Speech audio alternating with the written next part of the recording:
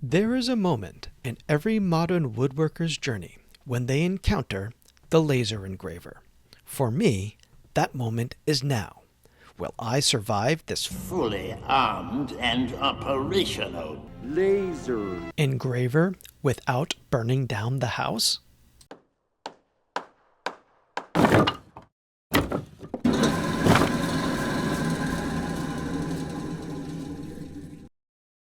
Baruch Hashem. What I am unboxing now and putting together is an Atomstack A5 M Series Pro Plus. Atomstack did not send this to me, and this is not a sponsored video. I got this laser engraver in July 2022 as a birthday present. For those of you who are good at math, it has been approximately 914 days or 2 years and 5 months since I got this laser engraver. I have a project I am going to work on soon that needs this engraver, so I figured now is the perfect time to get it set up. The engraver was very well packaged. It was so well packaged that it took a while for me to figure out that 2 of the main beams were beneath other beams. It took me about an hour to get this assembled. Atomstack does a good job separating out the small pieces into individual bags, marked Step 1, Step 2, and so forth. The screws are all black, so I would not recommend you putting it together on a table with a black and white pattern on it like I am doing. In order to use the Atomstack, you need to have a computer connected to it with laser engraver software. I am using an old Dell laptop that had the dreaded 100% disk usage issue. Restoring the system to factory settings, removing a ton of the useless programs that were preloaded, and boy, is there a lot of useless crap on laptops that are put on there by both Dell and Microsoft, disabling most of the startup programs, and making all the Windows and Dell software updates, I was able to make this into a usable laptop that will be dedicated to laser and CNC. I decided to use a well-known software package called Lightburn in order to use the laser engraver. You can download the full package software and use it for free for 1 month so that you can ensure that it works with your laser engraver. Luckily, it works well with the Atomstack. So far, the only feature that I was not able to use was the home button. But you can use the origin button that will perform the same function. As of this filming, the core license is $99 US, and I will most likely purchase that license. The other nice thing about the license is that it can be used on up to 3 computers.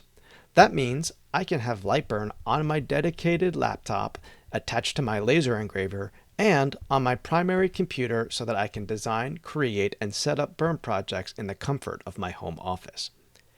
When I first powered up the laser engraver, I had to play around with it to figure out where the engraver considered the front left. Once I did that, I put a piece of blue tape on the front left corner and wrote that on the tape so that I can reference it in the future. Once I figured that out, getting everything to work was super smooth. I just need to remember that before I start any burn or work, I need to ensure that the laser is in the front leftmost position, because that is what I set as the origin position. Please enjoy the rest of this montage as I put this laser engraver together.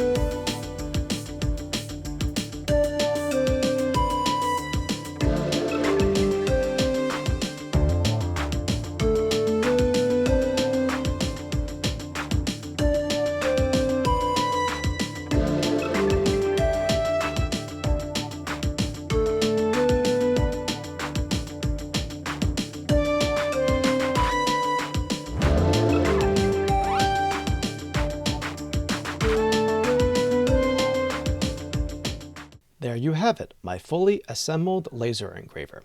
Let's take it outside and see if I can use it. First, I need to focus the laser. There is a small plastic card that you use to make sure that the laser is at the right height from the workpiece, and that will focus the laser.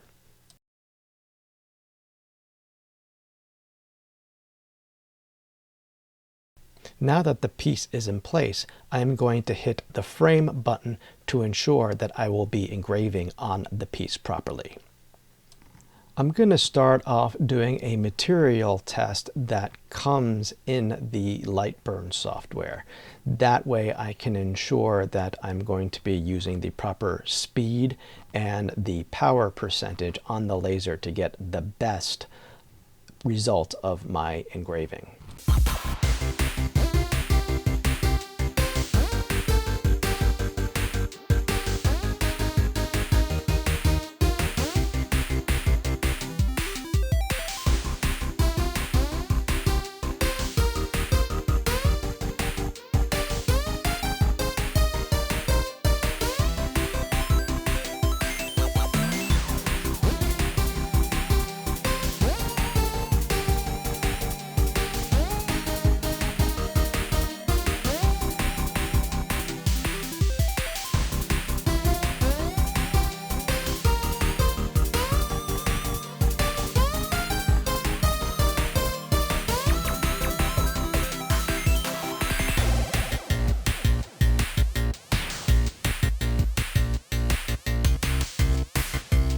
Towards the end of the burns, the really dark ones, the wood really started to smoke pretty badly. So by the time I hit that last line and I started to get towards the right end, I went ahead and stopped the laser engraver because I did not want to start a fire, particularly because of how much the wood was smoking.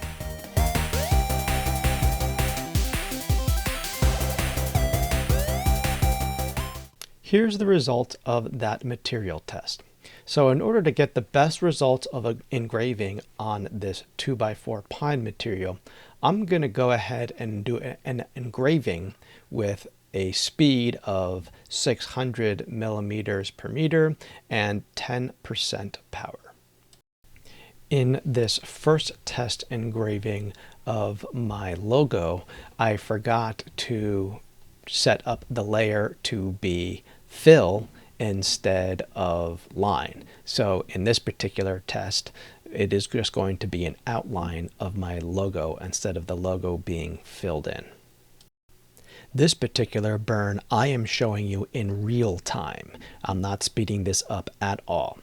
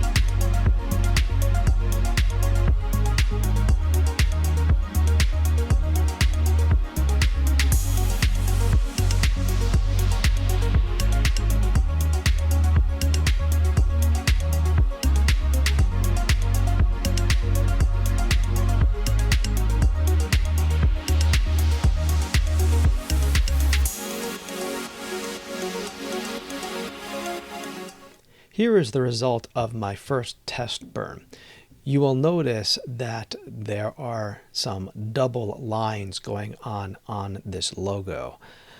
That is a result of the 2x4 not being perfectly flat.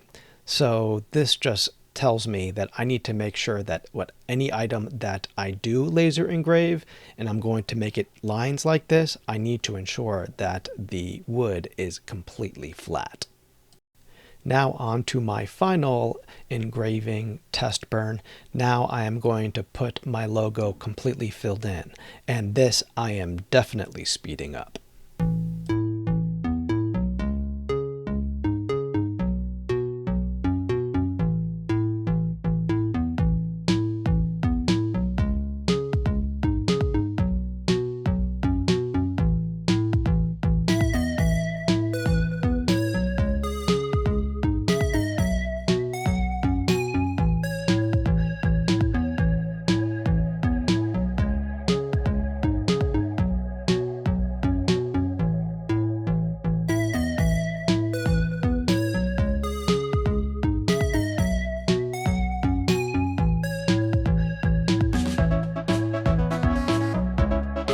We are experiencing technical difficulties. Please stand by. Sorry about that. The battery in my camera died and I did not get the rest of that engraving. But here is the final result. You'll notice that there is a thick bar on the bottom. That's because that even at the first engraving, I failed to notice the square box that was around the logo, and it was going to fill in everything in that square. So yeah, that didn't turn out so well. So I stopped it. But the actual engraving, if I take out that square, was a really good result. So I'm very happy. There you have it. I hope you found this video enlightening. Would you get a laser engraver in your workshop? Please leave a comment below and let me know whether you think getting a laser engraver is worth it for you. We hope you enjoyed today's episode. Please tell your friends about us.